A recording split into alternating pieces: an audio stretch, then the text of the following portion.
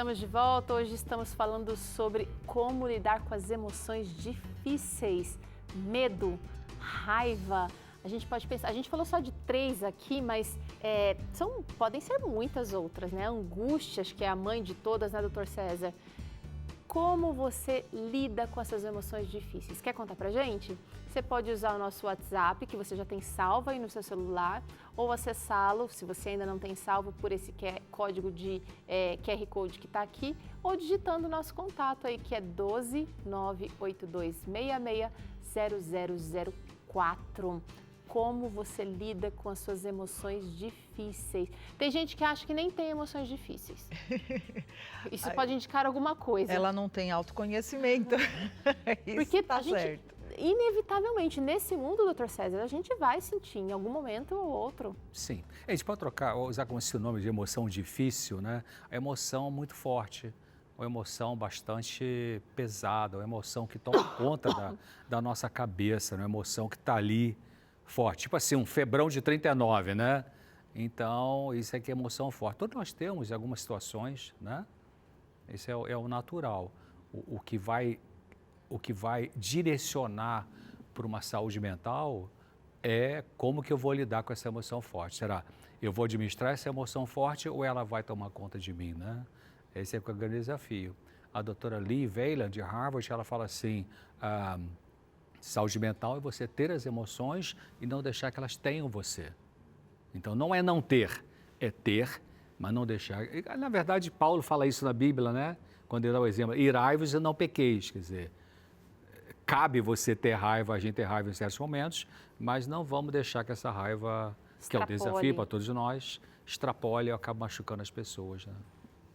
Antes do intervalo, eu deixei a pergunta no ar aqui, né? Qual é a influência que os nossos pensamentos têm sobre as emoções? Eu quero ouvi-los a esse respeito, porque às vezes a gente fica brigando, né, com o pensamento, tentando combater, ou fica um pensamento martelando, e isso acaba deixando a gente frustrado, quer dizer, encolhido ou entregue a uma emoção difícil.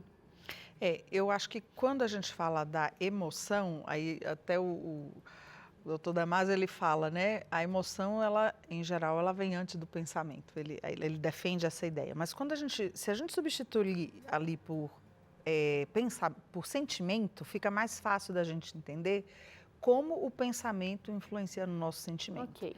Porque, vamos supor, Teru, que a gente se encontre, sei lá na igreja de Moema, tá? Você foi lá e aí eu fui lá falar com você e você não me deu muita atenção. Falei, poxa, Teru, fui lá no programa dela, ela não me tratou bem aqui na minha igreja, fico chateada, alguma coisa assim. Então, aconteceu um evento, eu fiz uma interpretação desse evento, né? Eu pensei alguma coisa sobre esse evento e isso vai me gerar uma emoção, um sentimento. Ou tristeza, ou raiva, ou frustração. E, em geral, isso pode estar certo ou não, mas vai me influenciar o meu comportamento. E aí eu posso pensar assim, quando a Flávia me chamar, não vou mais lá no programa dela, por exemplo.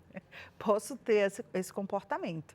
Só que existem tantas explicações possíveis. Você pode não ter me visto, você podia estar com a cabeça quente, né? Então, a gente precisa sempre considerar a possibilidade de que aquela interpretação que você dá para aquele evento que te acontece tenha outras explicações.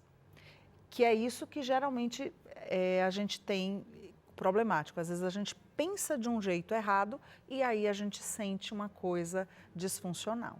Precisa checar. Agora, vai ter horas que realmente aquilo aconteceu mesmo, é legítimo, e aí a gente vai experimentar dentro da proporção, né, que for a intensidade daquela coisa que nos aconteceu, o sentimento e até as emoções. Mas é legal considerar aberto assim, né, doutor César? Porque às vezes uma pessoa que está muito rígida e ela não baixa assim a ideia de que pode ser que não seja bem isso que aconteceu, deixa a gente muito mais isolado até.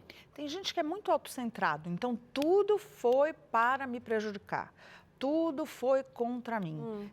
Então a pessoa começa a achar que, coitada, ela é a pessoa mais né, perseguida e azarada do mundo. Tudo acontece comigo. E às vezes não tem nada a ver. E às vezes o paciente chega rígido com essa ideia, não, doutor, eu tenho certeza.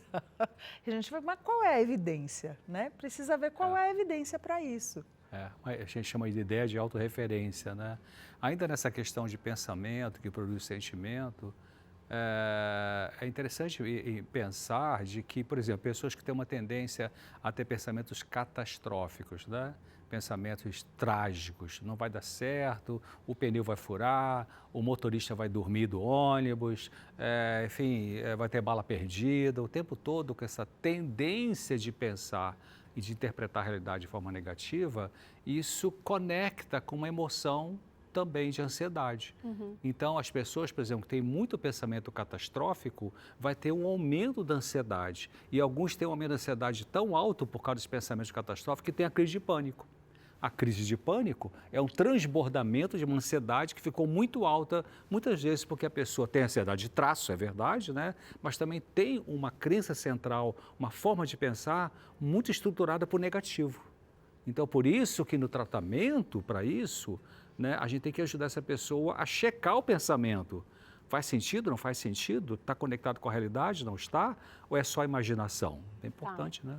Tá. E além disso, verificar como você tem alimentado a sua mente. Porque eu vi muito na época da pandemia, as pessoas estavam assim, numa ansiedade num nível muito elevado. Mas elas viviam vendo as reportagens, quantos morreram por dia e etc e tal. E aquilo deixou as pessoas muito apavoradas. Deixou. Né? Às vezes na época de política. Então, às vezes as pessoas ficam sempre ali remoendo, porque às vezes não é o seu candidato que ganhou, não era como você queria, vai para a rede social, xinga todo mundo, rompe com as pessoas da família. E ali você vai se alimentando de uma coisa que num determinado momento a raiva, né, exaspera ali, aflora. Então precisa ver o que você está botando aí dentro da sua mente. Que combustível você está usando aí.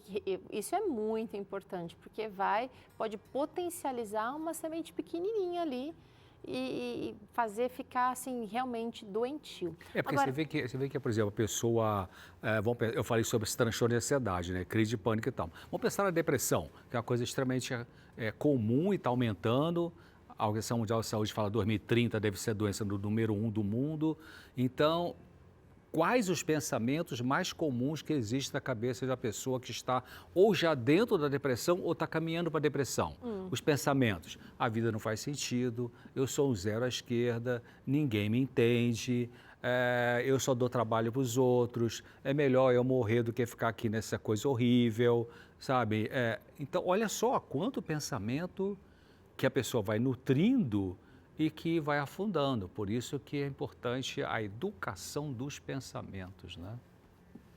Bom, existe, e a gente não pode negar, né, os traumas sofridos na infância. E eu quero saber como que eles vão impactar a forma como essa pessoa vai lidar com essas emoções já na fase adulta. Quando a gente fala de trauma é uma coisa que me comove muito, porque principalmente na infância a criança ela tem pouca condição de se defender.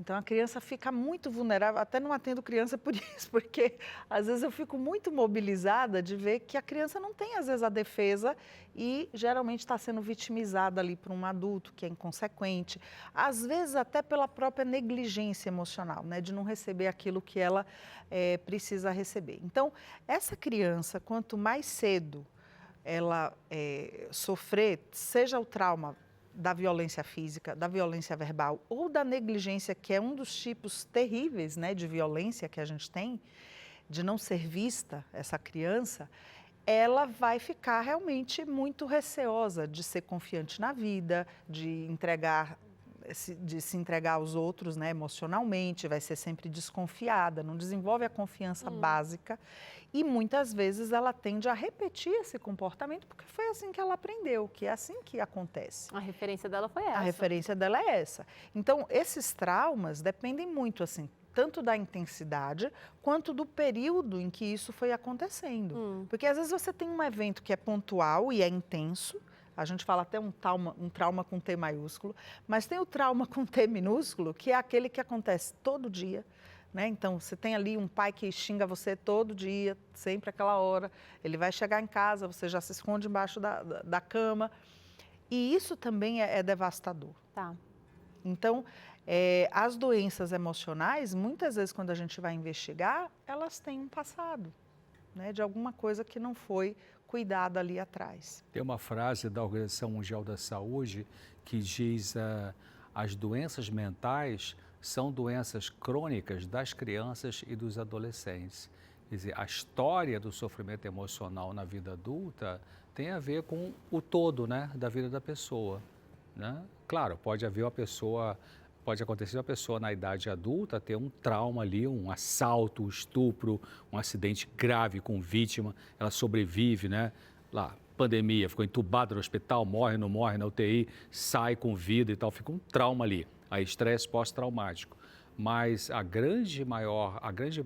maioria dos sofrimentos mentais dos adultos tem a ver com histórico de sofrimento ao longo da infância e adolescência, ou com negligência, ou superproteção, ou rigidez, né? Um dos 3 erros que a gente comete como pais aí. Então, tem essa conexão, passado e presente. Agora, a gente tem um componente novo aí, recente, que também pode estar mexendo, e certamente está, né? As redes sociais, o uso excessivo de telas. Eu quero saber se eles podem aumentar ou ajudar no desenvolvimento de fortes emoções difíceis, gente. Comparação, aí a gente tem aquela sensação de só com o outro, não comigo, por quê, né? E aquela haters de plantão. E quase que aquela imposição de que você precisa ter uma vida perfeita, né? 100% tudo. 100% tudo. Você vai no Instagram, eu digo, antigamente era a revista Caras que deprimia você, agora é o Instagram. Você abriu o Instagram, se sua vida não estiver ali, você viajando, você postando, aquela coisa maravilhosa, que é um recorte da vida, né? Porque a vida toda não é aquilo. As pessoas começam a sentir que a vida delas tem menos graça. E essa exigência, né, de que você tem que estar feliz o tempo todo, às vezes até familiares, a gente às vezes está passando por um momento difícil, mas eu não quero ver você triste. Mas se tem tristeza, precisa sentir. É que ninguém publica isso, né? Não fica publicando geralmente quando está triste, publica quando está nesse momento bom. Mas eu acho que gera mais ansiedade, gera também tristeza, quando às vezes a pessoa vê que ela não está vivendo alguma coisa que ela julga que o outro esteja vivendo, e muitas vezes dá raiva, se a gente pensar dessas 3 aí que a gente falou. E tem expectativas irreais aí, gente. A gente precisa colocar aí que existem expectativas que não são, assim, nada práticas, nada possíveis, mas estão fantasiadas ali numa imagem ou num post ou em algo que está completamente fora da minha necessidade, realidade, do meu presente. E também, além de tudo isso, existe o fato de que a conexão virtual, ela nunca substitui a presencial. Quer dizer, nada como você conectar com as pessoas, podendo tocar, né, pele com pele, olho no olho, faz toda a diferença. Então, crianças que vivem muito tempo em telas, elas são prejudicadas, por exemplo, com a questão da imaginação. Uma forma de expandir o cérebro de uma criança tem a ver com a criação, a criança imaginar. Ela tem um brinquedinho na frente, não 300 brinquedos, mas um brinquedinho, ela cria uma história, ela cria imaginação, né? É uma coisa linda, a criança ela cria um mundozinho dela ali, mas se você bota a tela na mão, você mata isso, porque está tudo ali, né? Outro dia eu estava voltando do Vida e Saúde e tinha uma família andando e um menininho pequenininho, assim, com uma cordinha amarrada numa sacolinha. Ele puxava aquela sacolinha, parecia... Eu não sei se estava imaginando que era um pet, se era um carrinho, o que era. Mas ele estava muito feliz, muito feliz. Essa imaginação é muito importante e ela muitas vezes vem de brinquedos ou de coisas abstratas que vão criando conexões incríveis aqui dentro. Agora, será que tem gente que não consegue ser plenamente feliz e em momentos de alegria ele se lembra dos momentos ruins? Você conhece? Tem um tio assim? Alguém que está sempre com medo das dificuldades futuras? Como é que essas pessoas, elas podem lidar, gente, com esse sentimento de tá tudo bem, mesmo que não seja perfeito, mas ela só consegue imaginar dificuldade? Às vezes tem uma origem traumática, né? Você estava falando aí, eu lembrei de um paciente que eu atendi segunda e era essa fala. Ele falou assim, olha, essa semana eu tive ansiedade porque estava tudo bem. E aí é estranho estar tudo bem, porque pela história de vida, na cabeça dele sempre vai acontecer alguma coisa que vai estragar. E o brasileiro tem muito isso, né? E tá bom demais, desconfia. Isso é coisa bem de país que é colonizado, a gente pensa assim, né? Mas pode ter uma origem traumática lá atrás, de realmente coisas ruins que aconteceram e a pessoa não relaxa. Tá. Mas pode ter uma autossabotagem. Então, eu também às vezes tenho um ganho secundário em ficar na reclamação, porque às vezes eu também sou mais acolhido ou mais visto só quando eu, né, fico choramingando, aí que eu ganho atenção. Então, precisa ver o que está por trás, porque essa sabotagem, no fundo, pode acontecer também. Então, a pessoa, muitas vezes, ela não se permite vivenciar coisas boas, Tá. porque para ela tem um outro ganho, que é, às vezes, estar afundado ali em uma outra emoção mais difícil. Ela nem ganha com a doença, né? Vamos dizer Ganha assim. com a doença. Não é algo consciente, né, gente? Que ela não faz assim, pensando no ganho, mas aquilo acaba vindo e o modo de operação dela, de funcionamento, acaba favorecendo esse tipo de... Você já deve ter tido a experiência de conversar, às vezes, com alguém e você vai falar alguma coisa positiva, mas aí também tal e tal coisa. Então, ela sempre aponta o negativo. Às vezes é um vício até da pessoa, né? Ela sempre vê o negativo. E essa forma crítica, extremamente crítica de pensar, ela não percebe, às vezes está prejudicando a ela mesma, porque está impedindo dela ter prazer quando ela poderia ter, com coisas, inclusive, simples. Olha, a gente vai fazer uma outra pausa para o intervalo aqui e na volta vamos conhecer a história da Eliane, que precisou cuidar das suas emoções para voltar a viver feliz. Daqui a pouquinho a gente volta e os nossos especialistas vão poder responder também as suas questões, aquilo que você tem mandado aqui, não só responder, mas comentar também o que você tem feito para lidar com as emoções difíceis por aí, tá bom? E só um recadinho antes do intervalo, no próximo mês tem Anjos em Ação aqui, né? Já sabe, Messias, o verdadeiro sentido do Natal, vai acontecer no dia 7 de dezembro, às 8 da noite, aqui na Novo Tempo. Você é nosso convidado especial, então já anota aí para não perder. A gente volta já.